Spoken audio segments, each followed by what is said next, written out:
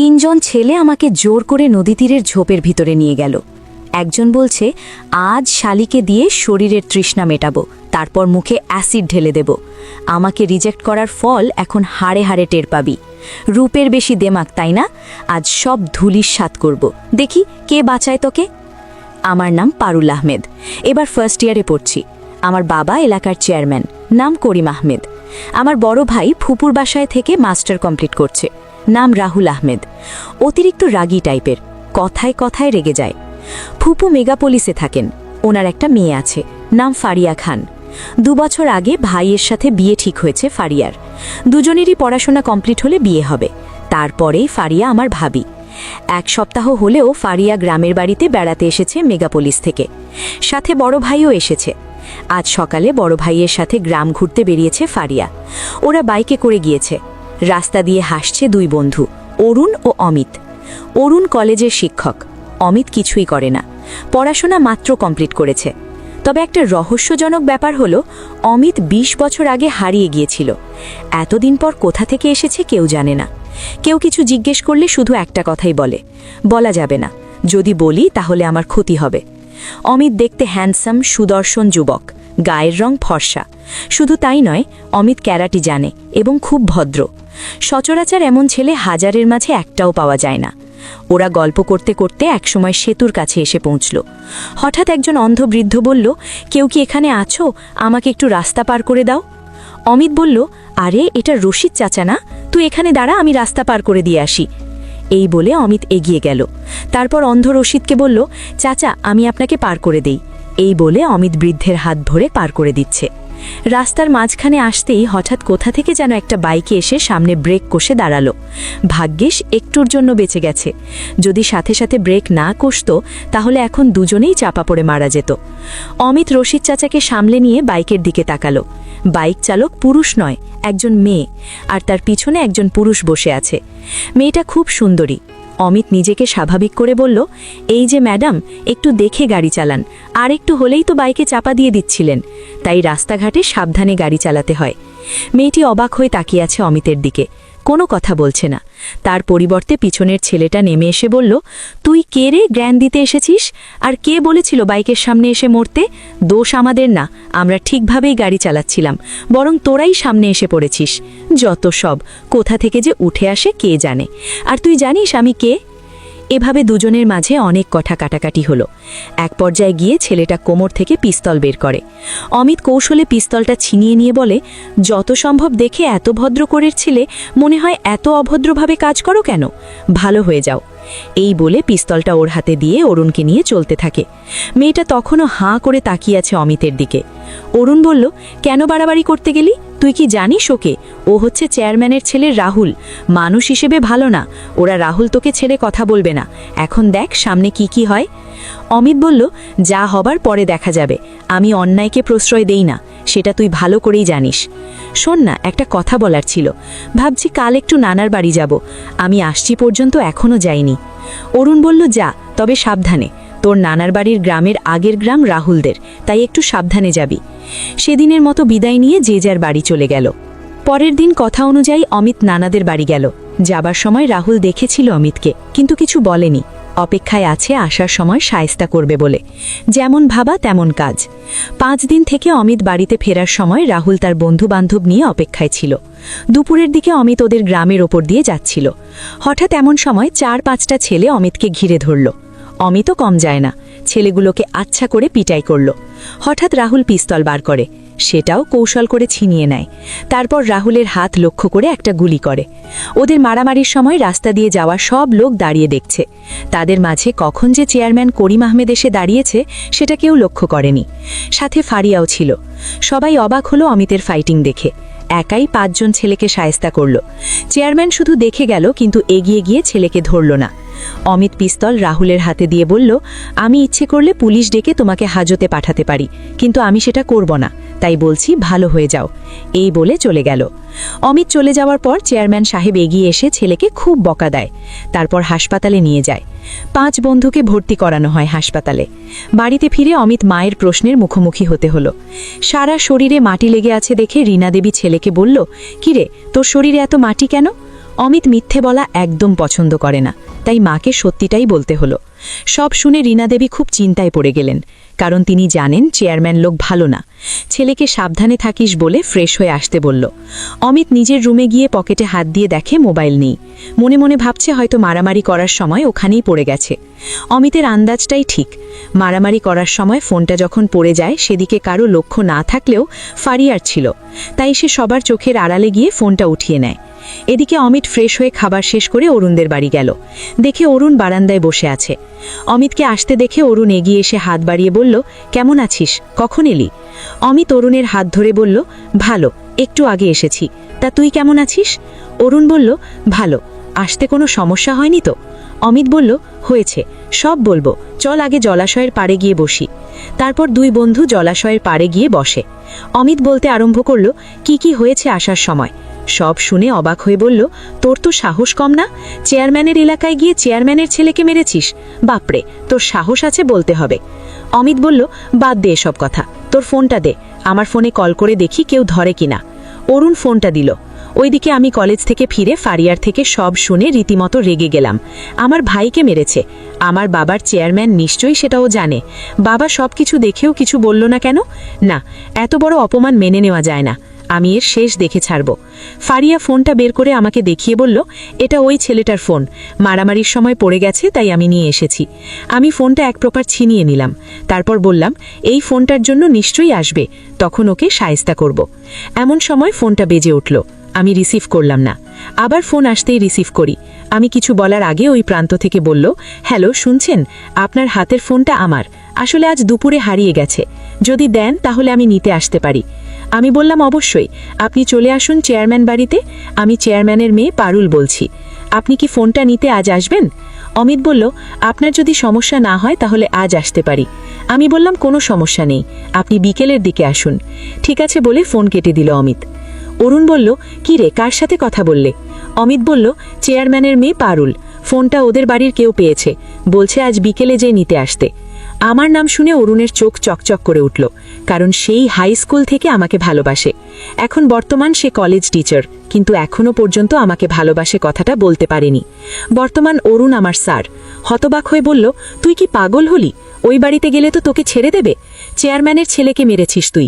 আমার মনে হয় আজ না গিয়ে কাল চল। অমিত বলল, তুই এত ভীত কেন রে? গেলে আজই যাব, কারণ আমি কথা দিয়েছি আজ যাব বলে। এখন তুই যাবি কিনা বল, নয়তো আমি একা যাব। অরুণের ইচ্ছা হলো না অমিতকে একা ছাড়তে, তাই দুই বন্ধু রওনা দিল। বিকেলের দিকে চেয়ারম্যানের বাড়িতে পৌঁছল। কাজের ছেলে এসে ওদেরকে ড্রয়িং রুমে বসালো। কিছুক্ষণ পর আমি আর ফারিয়া ড্রয়িং রুমে প্রবেশ করি। আমাদের দুজনকে দেখে ওরা দুজন দাঁড়িয়ে গেল। অরুণ স্যারকে দেখে আমি একটু অবাক হলাম। আমি বললাম, আসসালামু আলাইকুম স্যার, আপনি এখানে হঠাৎ? অরুণ আমার চোখে চোখ রেখে বলল, আমি অমিতের সাথে এসেছি। আসলে অমিত আমার বেস্ট ফ্রেন্ড। আমি বললাম, আপনারা দাঁড়িয়ে কেন, বসুন। অমিত বলল, বসার সময় নেই, সন্ধে হয়ে যাচ্ছে, দয়া করে ফোনটা দিলে আমরা যেতে পারি। আমি বললাম, সে কি, কিছু না খেয়ে চলে যাবেন? অমিত বলল, অন্য একদিন এসে না হয় খাবো, আজ হাতে সময় নেই। আমি রসিকতা করে বললাম, ভয় পাচ্ছেন? ভয় পাওয়ার কিছুই নেই, বাসায় কেউ নেই, বাবা আর বড় ভাইয়া এখনো হাসপাতাল থেকে ফেরেনি। অমিত বলল, দেখুন, আমি যদি ভয় পেতাম তাহলে ফোন নিতে আসতাম না। আমি লক্ষ্য করলাম ফারিয়া এক পলকে তাকিয়ে আছে অমিতের দিকে, আর অমিত তাকিয়ে আছে আমার দিকে। তার সাথে পাল্লা দিয়ে অরুণ স্যারও তাকিয়ে আছে আমার দিকে। তারপর কিছুক্ষণ কথা বলার পর ফোন নিয়ে চলে গেল। রাস্তায় এখন দুই বন্ধু হাসছে। অরুণ প্রথম বলল, তুই একটা জিনিস লক্ষ্য করেছিস? অমিত বলল, হ্যাঁ, লক্ষ্য করেছি। ফারিয়া আমার দিকে অপলক দৃষ্টিতে তাকিয়েছিল, কিন্তু কোনো লাভ নেই। অরুণ বলল, কেন, ওকে কি তোর পছন্দ হয়নি? অমিত বলল, পছন্দ না হওয়ার কিছুই নেই, ওকে আমার প্রথম দেখাতেই পছন্দ হয়েছিল, কিন্তু সমস্যা একটা, রাহুলের সাথে ওর বিয়ে ঠিক হয়ে আছে। তাহলে বল, কিভাবে ওকে ভালোবাসি? অরুণ একটু গম্ভীর হয়ে বলল, আচ্ছা, তুই ওইভাবে পারুলের দিকে তাকিয়েছিলি কেন? অমিত বলল, পারুল মেয়েটা খুবই সুন্দরী, ওর সৌন্দর্যের তুলনা হয় না। ফারিয়ার যখন বিয়ে ঠিক হয়ে গেছে, তাই দেখছিলাম পারুলকে ঘায়েল করতে পারি কিনা। অমিতের মুখে একথা শুনে অরুণ চুপসে গেল। সেকেন্ডের মধ্যে মুখটা কালো হয়ে গেল। অমিত বলল, কি রে, মুখ কালো করে আছিস কেন? অরুণ বলল, কিছু না। অমিত বলল, দেখ, তুই আর কারো চোখে ধুলো দিলেও আমাকে পারবি না। আমি দেখেছি তুই পারুলের দিকে রোমান্টিক দৃষ্টিতে তাকিয়েছিলি। আমার মনে হয় তুই পারুলকে ভালোবাসিস। অরুণ বলল, তুই কি করে বুঝলি? অমিত বলল, বুঝি সব বুঝি, ডুবে ডুবে পানি খাচ্ছিস। এখন এটা বল, আমাকে পারুল কি জানে তুই ওকে ভালোবাসিস? অরুণ একটা দীর্ঘশ্বাস ফেলে বলল, হাই স্কুল থেকে ওকে ভালোবেসে এসেছি, কিন্তু বলতে পারিনি, ভয় হয়। ও একটু অন্য রকম, প্রেম ভালোবাসা এগুলো বিশ্বাস করে না, তাই বলতেও ভয় হয়। অমিত বলল, মনের মাঝে ভালোবাসা রেখে দিলে সেটা কখনোই বাস্তবে রূপান্তরিত হবে না, ভালোবাসা মুখ ফুটে বলা যায়। এদিকে আমি ফারিয়াকে বললাম, একটা কথা বলতো, আমি দেখলাম তুই এক দৃষ্টিতে অমিতের দিকে তাকিয়েছিলি, ব্যাপারটা কি বলতো? ফারিয়া বলল, কই কিছু না তো, আরে এমনি তাকিয়েছিলাম। তবে একটা জিনিস লক্ষ্য করলাম, তোর টিচার সে তো তোকে রোম্যান্টিক দৃষ্টিতে দেখছিল, মনে হয় তোকে অনেক ভালোবাসে। আমি বললাম, জানি, তবে আমি বিশ্বাস করি না, এসব প্রেম ভালোবাসা আমার বিশ্বাস হয় না, তাই এগুলো থেকে দূরে থাকতে চাই। এভাবে দিন যেতে থাকে। একদিন আমি কলেজ থেকে বাড়ি ফিরছিলাম। কলেজ থেকে একটু দূরে অনেকটা জায়গা জুড়ে নদীর তীরের ঝোপ, আমাকে ওই দিক দিয়ে যেতে হয়। জায়গাটা একটু নির্জন। সেদিন 3 জন বখাটে ছেলে বাইক নিয়ে দাঁড়িয়ে আছে। আমাকে দেখে আগলে দাঁড়িয়ে বলল, হ্যালো সুন্দরী, কলেজ থেকে ঘরে ফেরা হচ্ছে বুঝি? তা তুমি কার মেয়ে গো? তোমার নাম কি? যদি একটু বলো তাহলে পরাণটা জুড়ায়। আমি বললাম, আমি চেয়ারম্যানের মেয়ে। এই বলে আমি পাশ কাটিয়ে চলে গেলাম। 3 জনের মধ্যে একজন এমএলএর ছেলে, নাম ফারুক। সে বলল, মালটা কি খুব পছন্দ হইছে রে, এরে আমার বউ বানাইতে চাই। এই বলে বাড়ি ফিরে বাবাকে বলল, আমি চেয়ারম্যানের মেয়েকে বিয়ে করতে চাই, ওকে আমার খুব পছন্দ হয়েছে। সালমান ছেলেকে খুব ভালোবাসেন, কোনো আবদার কখনো অপূরণ রাখেনি। ছেলে বিয়ে করবে এটা তো খুব ভালো কথা, তাই ঘটককে ডেকে বললেন, ছেলের বিয়ের প্রস্তাব নিয়ে চেয়ারম্যানের বাড়ি যাও, ওনার মেয়েকে আমার ছেলের খুব পছন্দ হয়েছে। ঘটক আর দেরি করল না, সেদিন সন্ধ্যায় বাবার কাছে এলেন আমার বিয়ের প্রস্তাব নিয়ে। ঘটকের মুখে এমএলএর ছেলের কথা শুনে বাবা মনে মনে ভাবতে লাগলো, কারণ ফারুক ছেলে হিসেবে ভালো না, খুব বাজে একটা ছেলে, দেখতে কালো, চেহারাটাও এত সুন্দর না, দেখলেই বুঝি আসে। বাবা বলল, দেখুন, মেয়ে এখন বড় হয়েছে, তার মতামতের প্রয়োজন আছে, আপনি না হয় কাল আসুন, তারপরে জানাচ্ছি। বাবার কথা শুনে ঘটক চলে গেল। তার পরের দিন সে আবার এলো। বাবা বললেন, মেয়ের সাথে কথা বলেছি, সে এখন বিয়ে করতে চায় না, পড়াশোনা শেষ করে তারপর বিয়ে করবে। এখন মেয়ের বিরুদ্ধে তো যেতে পারছি না। এ কথা শুনে ঘটক চলে গেল। এমএলএর কাছে গিয়ে সব কথা খুলে বলেন। তখন ফারুক সেখানেই ছিল। সব শুনে ফারুক মনে মনে খুব ক্ষুণ্ণ হলো, আমার উপরে প্রতিশোধ নেবে পণ করল। আমি এসব সম্বন্ধে কিছুই জানি না, বাবা আমাকে কিছুই বলেনি, বাবা নিজে থেকে রিজেক্ট করে দিয়েছে। তিনি জানেন ফারুক কেমন ছেলে। এদিকে ফারিয়া মেগাপলিস চলে গেছে, কিন্তু মনে শান্তি নেই। কি করে থাকবে তার মনে শান্তি? তার মন তো অমিতের কাছে রেখে গেছে। ভাইয়া কিছুটা আন্দাজ করতে পারল ব্যাপারটা, তাই ফারিয়ার সাথে তার কথা কাটাকাটি হয় অমিতকে নিয়ে। তারপর রাগ করে ওদের বাসা থেকে বন্ধুর বাসায় গিয়ে ওঠে। 2-4 দিন চেষ্টা করলো অমিতকে ভুলে থাকার জন্য, কিন্তু পারছে না। একদিন রাত 10টার পর অমিতকে ফোন দিল। অমিত তখন নিজের রুমেই ছিল, একটা হিস্ট্রি লিখছিল। হঠাৎ ফোনের রিং হতেই দেখে অজানা নাম্বার, তাই রিসিভ করেনি। কয়েকবার রিং হওয়ার পর অমিত ফোন রিসিভ করলো। ফোনটা রিসিভ হতেই ফারিয়া বলল, হ্যালো, কেমন আছেন? অমিত বলল, ভালো, এতদিন পর বুঝি মনে পড়ল? ফারিয়া বলল, আপনি আমাকে চিনতে পেরেছেন? অমিত বলল, তোমার কণ্ঠস্বর কি করে ভুলি, দেরি করে হলেও যে তুমি আমাকে ফোন করেছো সেজন্য তোমাকে অসংখ্য ধন্যবাদ। আমি জানতাম তুমি ফোন করবে, আমার নাম্বারটা কোথায় পেলে? ফারিয়া বলল, যখন আপনার ফোনটা আমার কাছে ছিল তখন গোপনে নিয়েছি, আপনার সাথে কথা বলে অনেকটা শান্তি পাচ্ছি। অমিত বলল, তুমি কিন্তু ভুল করছো, অলরেডি তোমার বিয়ে ঠিক হয়ে গেছে, শুধু শুধু আগুন নিয়ে খেলা করো না। ফারিয়া আমার কথা শুনে কান্না জড়িত গলায় বলল, ভালোবাসা কি অন্যায়? অমিত বলল, না, ভালোবাসা পবিত্র, ভালোবাসা আছে বলে দুনিয়াটা বেঁচে আছে। ফারিয়া বলল, সত্যি বলছি, আমি কখন যে আপনাকে ভালোবেসে ফেলেছি আমি নিজেও জানি না। আপনি আমাকে ভালোবাসেন? অমিত বলল, হ্যাঁ বাসি, সেই প্রথম দেখাতেই তুমি আমার মন কেড়েছ, কিন্তু যখন শুনেছি তোমার বিয়ে ঠিক হয়ে গেছে তখন থেকে নিজেকে সামলিয়ে নেওয়ার চেষ্টা করছি। ফারিয়া বলল, পেরেছেন নিজেকে গুটিয়ে নিতে? অমিত বলল, কোথায় আর পারলাম, গুটিয়ে নেওয়ার আগেই তো তুমি আবার হানা দিলে। ফারিয়া বলল, আমি কিন্তু আপনাকে ছাড়া অন্য কাউকে বিয়ে করব না। অমিত বলল, এটা তোমার আবেগ, ভালোবাসার মোহ যখন কেটে যাবে তখন তুমি আমাকে ভুলে যাবে। ফারিয়া আবার কান্নায় ভেঙে পড়ল। অমিত বলল, আরে তুমি কান্না করছো কেন? প্লিজ এভাবে কেঁদো না, তুমি কান্না করলে আমার কষ্ট হয়। ঠিক আছে, আমি আর কখনো বলবো না, কথা দিচ্ছি। I love you. আমিও তোমাকে খুব ভালোবাসি। ফারিয়া কান্না জড়িত গলায় বলল, আই লাভ ইউ টু। আমিও তোমাকে অনেক ভালোবাসি, তবে দূরে নয়, তোমাকে আরও কাছে পেতে চাই। কবে আসবে মেগা পুলিশ? ভালোবাসার আবেগে কখন যে একে অপরকে তুমি বলে সম্বোধন করেছে টের পেল না। অমিত বলল, তোমার মা বাবা কি রাজি হবে? যদি হয় তাহলে আগামী সপ্তাহে মা বাবাকে নিয়ে যেতে পারি। এ কথা শুনে ফারিয়া খুব খুশি হয়ে বলল, সত্যি তুমি তোমার মা বাবাকে নিয়ে আসবে? অমিত বলল, অবশ্যই। এভাবে আরও কিছুক্ষণ কথা বলে অমিত ফোন কেটে দিল। তারপর থেকে শুরু হলো তাদের প্রেমের গল্প। এসবের কিছুই আমি জানি না। অনেকদিন কলেজ বন্ধ থাকার পর আজ আমি কলেজে গেলাম। কলেজ ছুটির পর বাসায় ফিরছিলাম।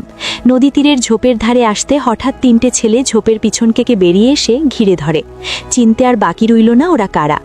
এমএলএর ছেলে বলল, শালি ভালোই চেয়েছিলাম বিয়ে করতে, আমাকে বিয়ে না করে রিজেক্ট করে দিলি? কিসের অভাব আছে আমার বল? সুন্দরের দেমাগ তাই না? আজ সব ধুলেই মিশিয়ে দেব, তারপর মুখে অ্যাসিড ঢেলে দেব, দেখি এখন তোকে কে বাঁচায়। তারপরে 3 বন্ধু মিলে আমাকে জোর করে ঝোপের পিছনে নিয়ে যায়। জনমানবহীন রাস্তা, কোথাও কেউ নেই আমাকে সাহায্য করার মতো। তারপরেও আমি বাঁচাও বাঁচাও বলে চিৎকার করে যাচ্ছি। ওরা 3 জন আমার উপরে ঝাঁপিয়ে পড়ল, আর আমি নিজেকে বাঁচানোর জন্য প্রাণপণ যুদ্ধ করে যাচ্ছি। অমিতের ভাগ্য ভালো, তাই সেদিন জয়েন্ট লেটার নিয়ে বাড়ি ফিরছিল ওই রাস্তা দিয়ে। হঠাৎ মেয়েলি কণ্ঠে চিৎকার শুনে থমকে দাঁড়ালো। আন্দাজ করার চেষ্টা করল কোথা থেকে আওয়াজটা আসছে। কয়েক সেকেন্ডের মধ্যে অনুমান করে ছুটে গেল। গিয়ে দেখে 3টে ছেলে একটা মেয়ের সাথে ধস্তাধস্তি করছে। দেরি না করে ছেলেগুলোর কলার ধরে পিছনে টেনে জোরে কিক মারা শুরু করে। তাতে করে ছেলেগুলো এদিক সেদিক ছিটকে পড়তে থাকে। এরপর আমার দিকে তাকিয়ে অন্যদিকে মুখ করে নিল। ততক্ষণে ছেলেগুলো আমার কামিজের জায়গায় জায়গায় ছিঁড়ে ফেলেছে। আমার এই রকম অবস্থা দেখে অন্যদিকে মুখ ফিরিয়ে গায়ের পাঞ্জাবিটা খুলে দিয়ে পড়তে বলল। আমি আর কিছু চিন্তা না করে তৎক্ষণাৎ পাঞ্জাবিটা পরে নিলাম। তারপর ছেলেগুলোকে আচ্ছা মতো ধোলাই করল। কারো হাত কারো পা ভেঙেছে। এরপর আমাকে উদ্দেশ্য করে বলল, আপনার কোথাও লাগেনি তো? লজ্জায় মাথা নিচু হয়ে আছে, চোখ দিয়ে জল পড়ছে। মুখে কিছু বলার শক্তি পর্যন্ত নেই আমার, তাই মাথা নেড়ে না সম্মতি জানাই। অমিত বলল, চলুন আপনাকে বাড়ি পৌঁছে দেই। কিছুক্ষণের মধ্যে বাড়ি এসেই মাকে জড়িয়ে ধরে কান্নায় ভেঙে পড়লাম। আমার শরীরের অবস্থা দেখে মা অনুমান করতে পারল আমার সাথে কি হয়েছে। তারপর আমি শান্ত হয়ে মাকে সব খুলে বললাম। মা অমিতকে অনেক শুকরিয়া জানালো। আমি বললাম, আজ যদি আপনি সময় মতো না আসতেন, জানি না আজ আমার কি হতো। আপনাকে ধন্যবাদ জানিয়ে ছোট করব না, এই বলে ওর পাঞ্জাবিটা দিলাম। অমিত পাঞ্জাবিটা হাতে নিয়ে বলল, দেখুন আমি মানুষ হিসাবে কর্তব্য পালন করেছি, এর চেয়ে বেশি কিছু না। আল্লাহর কাছে শুকরিয়া আদায় করুন, তিনি সব কিছুর মালিক। তিনি চেয়েছেন দেখে আমি ওখানে গিয়ে পৌঁছেছি। তারপর অমিত বিদায় নিয়ে চলে গেল। মনে মনে ভাবলাম, যাকে শায়েস্তা করব ভেবেছি, আজ তার কারণে আমি পুনর্জন্ম পেলাম। মনে মনে অমিতকে ভালোবাসতে শুরু করলাম, কারণ আমাকে বাঁচানোর সময় আমার শরীরের অনেক অংশ দেখে ফেলেছে। তাই রাতে ফোন করে ফারিয়াকে সব শোনালাম। সব শুনে ফারিয়া অবাক হয়ে গেল। এটাও বললাম আমি অমিতকে ভালোবাসি। জানি না এই কথা শুনে ফারিয়া কেমন চুপসে গেল। বেশিক্ষণ আর কথা বলল না, ফোন কেটে দিল। তারপরের দিন আমি অমিতকে ফোন দিয়ে সবকিছু বলি। সব শুনে অমিত বলল, দেখুন আমার সৌভাগ্য হতো আমি যদি আপনাকে ভালোবাসতে পারতাম। আপনি আমার জীবনে আসার আগে একজন আমাকে দখল করে নিয়েছে। আমরা একে অপরকে খুব ভালোবাসি, তাই আমি আপনার ভালোবাসা গ্রহণ করতে পারছি না, মাফ করবেন আমাকে। আমরা ভালোবাসায় আবদ্ধ হতে না পারলে কি হয়েছে, আমাদের সম্পর্কটা অন্যভাবেও রাখতে পারি, ভাই বোনের সম্পর্কে। একটা কথা বলছি, মাইন্ড করবেন না। আমার বন্ধু অরুণ আপনাকে অনেক ভালোবাসে, কিন্তু ভয় করে বলতে পারছে না। অরুণ ছেলে হিসাবে ভালো, সে আপনাকে অনেক ভালো রাখবে। এই বলে আমাকে কিছু বলতে না দিয়ে ফোন কেটে দিল। 2 দিন পর আমি কলেজে গেলাম। আসার সময় দেখি অরুণ কলেজের বাইরে দাঁড়িয়ে আমার দিকে তাকিয়ে আছে। কাছে গিয়ে বললাম, কি ব্যাপার, এখানে দাঁড়িয়ে আছেন কেন? অরুণ মাথা নিচু করে বলল, না এমনি। আমি বললাম, বাড়ি যাবেন না? অরুণ বলল, হ্যাঁ যাব। আমি বললাম, আমার সাথে চলুন, কথা বলতে বলতে যাওয়া যাবে। আমার মুখে কথা শুনে অরুণ যেন আকাশের চাঁদ হাতে পেল। তারপর আমরা একসাথে বাড়ির দিকে রওনা দিলাম। রাস্তায় যেতে যেতে একে অপরের সাথে কথা বলছি। হঠাৎ আমি প্রশ্ন করলাম, আপনি কি আমাকে ভালোবাসেন? দেখুন, লুকানোর চেষ্টা করবেন না, আমি জানি সেই হাই স্কুল থেকে আপনি আমাকে চোখে চোখে রাখেন, ভালো না বাসলে কেউ এতটা খেয়াল রাখে না। অরুণ আমতা আমতা করে বলল, হ্যাঁ এটা সত্যি, আমি তোমাকে ভালোবাসি, কিন্তু বলতে সাহস পাইনি, কারণ তুমি প্রেম ভালোবাসায় বিশ্বাস করো না। যদি ফিরিয়ে দাও তাই। অরুণের কথা আমি শেষ করতে দিলাম না, ছুটে গিয়ে ওকে জড়িয়ে ধরি, কান্না জড়িত গলায় বলি, কেন এতদিন বলেননি কেন? আরও আগে যদি বলতেন তাহলে প্রেমের সুখটা আগে থেকেই পেতাম। সত্যি নিজেকে খুব ভাগ্যবান মনে করলো আজ, নিজের অজান্তেই আমাকে জড়িয়ে ধরে। সেই থেকে শুরু হলো আমাদের ভালোবাসা। মা বাবার সম্মতিতে বিয়ে হলো। ওইদিকে ফারিয়ার পছন্দের ছেলে অমিতের সাথে বিয়ে হলো ফারিয়ার, কারোর কোনো আপত্তি ছিল না। ভাইয়া পড়াশোনা কমপ্লিট করে বাহিরে চলে গেল। তারপর আমরা সুখে শান্তিতে সংসার করতে থাকি। জীবন চলার পথে অনেক বাধা বিপত্তি আসে, সব পেরিয়ে ভালোবাসা এগিয়ে যায়। এরই নাম ভালোবাসা। আজকের গল্প এখানেই সমাপ্ত। যদি ভালো লাগে তাহলে লাইক, কমেন্ট এবং সাবস্ক্রাইব করবেন। প্লিজ প্লিজ প্লিজ বন্ধুদের সাথে বেশি বেশি করে শেয়ার করবেন, আর লাইক করতে ভুলবেন না যেন। আল্লাহ হাফেজ।